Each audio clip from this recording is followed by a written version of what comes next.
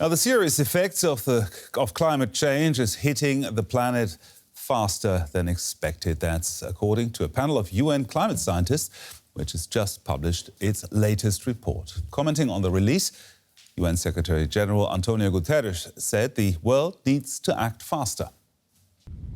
Extreme weather has been hitting us hard for decades now, with catastrophic consequences. Heat waves, droughts, storms, floods, melting Arctic ice.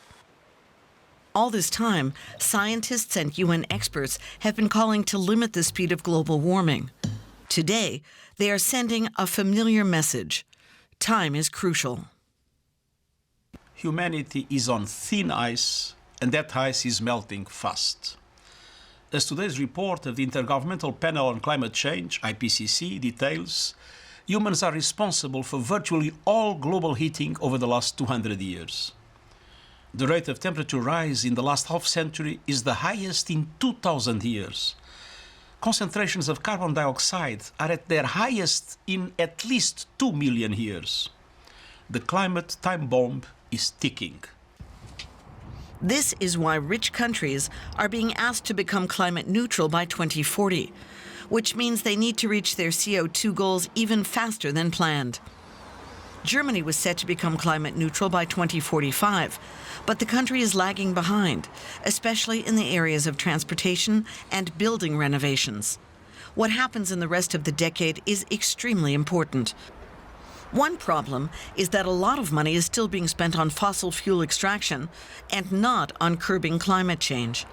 The current amount needs to be increased by 300% to 600%. Yet there is hope. The UN experts say we have the necessary scientific knowledge to limit climate change. The financial backing is also there, at least in theory. They just have to be used in the right place.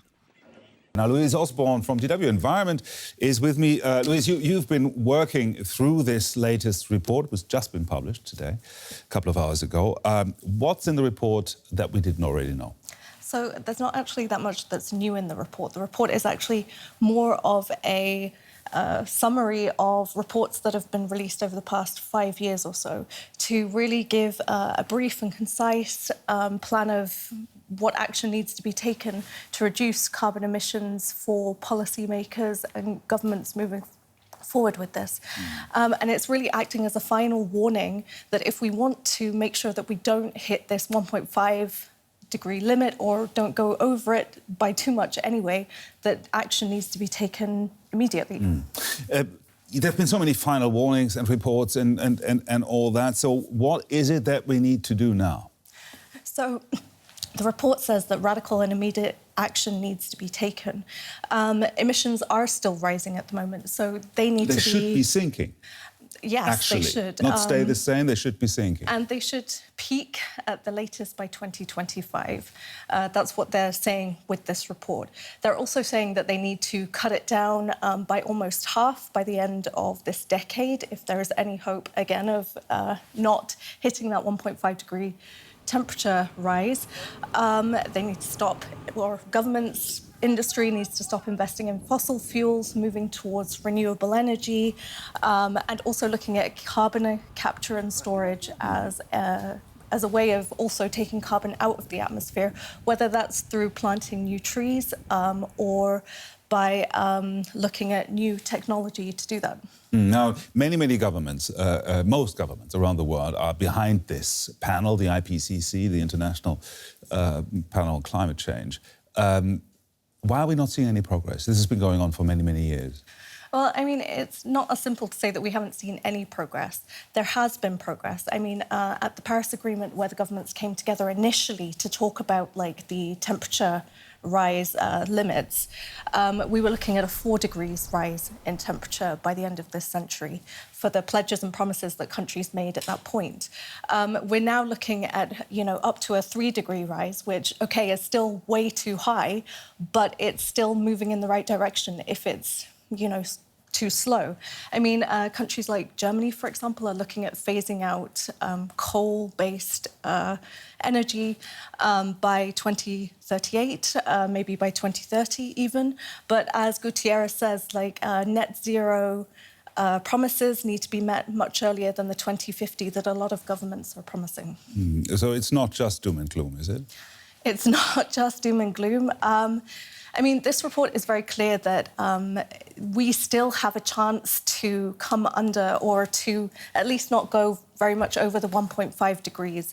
It's just a case of like acting now and using this as the jumping off point to actually doing the things that need to be done rather than just talking about them. It's also a point where, governments can take it back, where individuals can start thinking about taking action if they're not doing it already, and where industry needs to look at decarbonisation. And it's just a reminder, or like I said before, a final warning that that needs to be done. Louise Hosman there, DW Environment Desk. Thank you very much, Louise. And for more now, I'm joined by Nina Zega, Director of the Center for Sustainable Finance at Cambridge University, focusing on climate change. It's good to have you on the program. I want to maybe play devil's advocate a little bit here with this. We are always reporting about climate change, as we should, but it seems like what came out of this report is basically the same headline that we've had from previous reports. Do we maybe run the danger of people tuning us out? Are we sensitizing public to the dangers of climate change? I think we're not. The attribution element of this report, so effectively the unequivocal attribution of global warming to human actions, is very important. And we're currently seeing quite a lot of pushback developing within this space in many parts of the globe.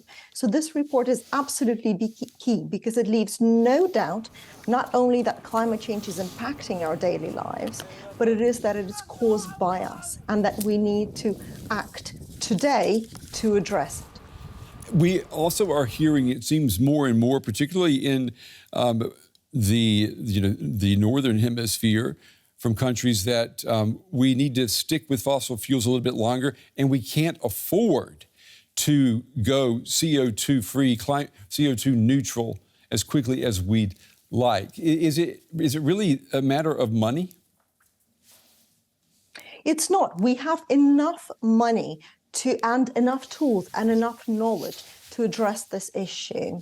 We simply, if we are to stay within the safe operating space for ourselves and for our planet, we really do need to limit the warming to 1.5 degrees. And what that means is reducing and stop using all fossil fuels and rapidly increasing investment in renewable low carbon energies like wind and solar today. What that means is cutting greenhouse gas emissions by nearly half by 2030. And it's not only about the money element, it's not only about the cost. Actually, if you look at the health and the well-being benefits, about the pollution reductions of stopping to use fossil fuels, they are huge, and they're actually much over than what the mitigation will cost.